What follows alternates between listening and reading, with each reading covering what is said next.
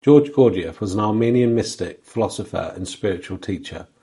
His philosophy was based on the idea that most of us live our lives in a state of walking sleep, unaware of our true selves and the deeper realities of existence. He believed that we possess the potential for a higher state of consciousness, but that this potential remained largely untapped due to habitual patterns of thought, emotions, and behaviors. So how do we reach this higher level of consciousness, and how can it change our lives? Let's find out. 4 states of consciousness in the work. Within his teachings, one of the most intriguing and foundational concepts is the idea of the 4 states of consciousness.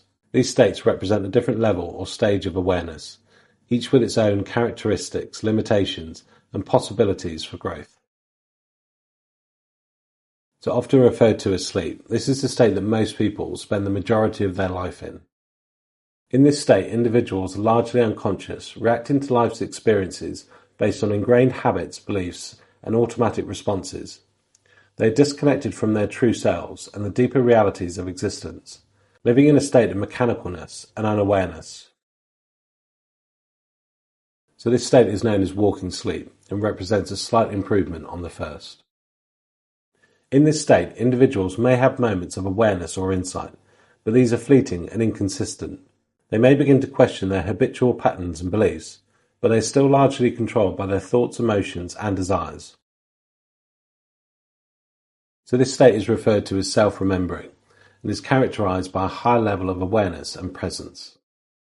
In this state, individuals are able to maintain a conscious connection to their true selves, even in the midst of everyday activities and challenges. They are less reactive and more responsive, able to observe their thoughts, emotions, and actions with greater clarity and objectivity. So this state is described as objective consciousness and represents the pinnacle of human potential. In this state, individuals are fully awake, aware, and present, experiencing life directly and authentically. They are free from the limitations of ego, fear, and separation, and they are able to live in harmony with themselves, others, and the universe. So the journey through these 4 states is not linear or straightforward. Each state offers its own challenges and opportunities for learning, and many individuals find themselves fluctuating between the states for most of their lives. Method and practices, techniques for self-transformation. Within Gurdjieff's book, The Work, he offers methods and practices designed to facilitate self-transformation and awaken individuals to a higher state of consciousness. Now, these techniques are not merely intellectual concepts, but practical tools that require an active engagement, discipline, and commitment. One of the central practices in the work is conscious labour. This involves engaging in intentional, meaningful work with full awareness and presence. Whether it be physical labour, intellectual work, or emotional processing, conscious labour challenges individuals to bring their full attention and intention to their actions, transcending habitual patterns of thought, emotion, and behaviour. Through conscious labour, individuals can cultivate mindfulness, discipline, and a deep connection to themselves and the world around them. Another key practice in his teachings is intentional suffering. This concept may seem paradoxical, as suffering is often seen as something to be avoided. However, meaningful growth and transformation requires us to confront and embrace the inevitable challenges, hardships, and discomforts of life. By willingly engaging in these experiences rather than avoiding them or denying them, individuals can develop resilience, strength, and a deep understanding of themselves and the nature of existence. Self-observation is another fundamental. By cultivating a conscious awareness of your thoughts, emotions, and actions, individuals can gain valuable insight into their unconscious patterns and begin to break free from the limitations of ego and conditioning. Self-observation requires honesty, impartiality, and a willingness to see oneself clearly without judgment or self-deception. In addition to these practices, the work also includes various exercises, rituals, and teachings, including meditation, breathwork, and movement practices aimed at expanding consciousness, enhancing self-awareness, and fostering inner transformation. The role of attention and awareness in the work. So Gurdjieff always stressed the profound importance of attention and awareness in the process of self-transformation and awakening. He saw attention not as a passive act of focusing on something external, but an active and intentional engagement with yourself and the world around you.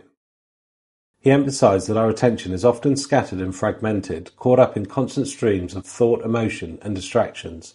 This lack of focused attention contributes to our state of walking sleep, keeping us disconnected from our true selves and the deeper realities of existence. To awaken from this state and realize our full potential, he taught the cultivation of intentional attention, the ability to direct and sustain our attention consciously and purposefully.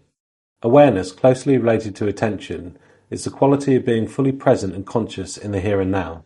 Unlike attention, which is more direct and focused, awareness is expansive and inclusive, encompassing the totality of our experience, thoughts, emotions, sensations, and perceptions, without judgment or attachment.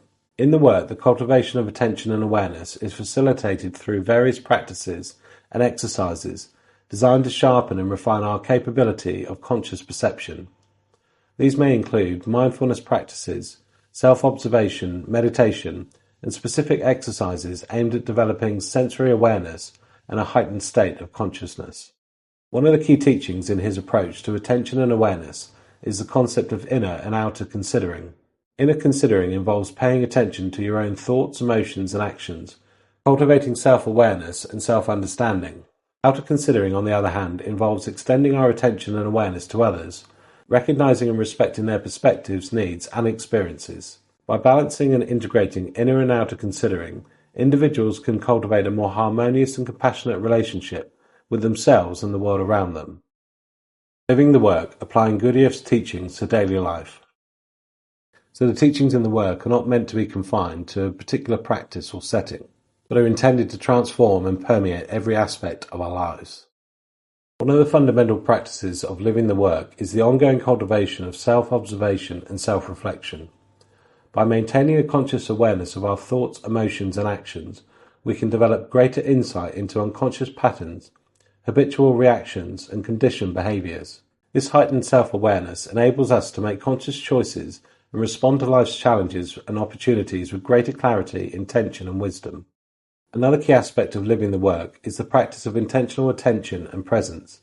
By cultivating a focused and receptive mind, we can engage more fully with our experiences, relationships, and responsibilities, bringing a sense of purpose, meaning, and aliveness to our daily activities. This quality of presence not only enhances our effectiveness and creativity, but also deepens our connection to ourselves, others, and the world around us. Living the work also involves embracing the principles of conscious labour and intentional suffering into our daily lives.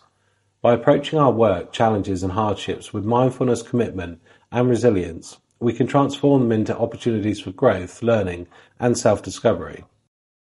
This willingness to engage fully with life's experiences, both pleasant and unpleasant, fosters resilience, adaptability, and a greater understanding of ourselves and the nature of existence.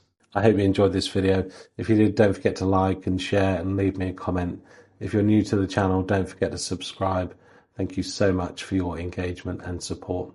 I look forward to seeing you next week. Bye for now.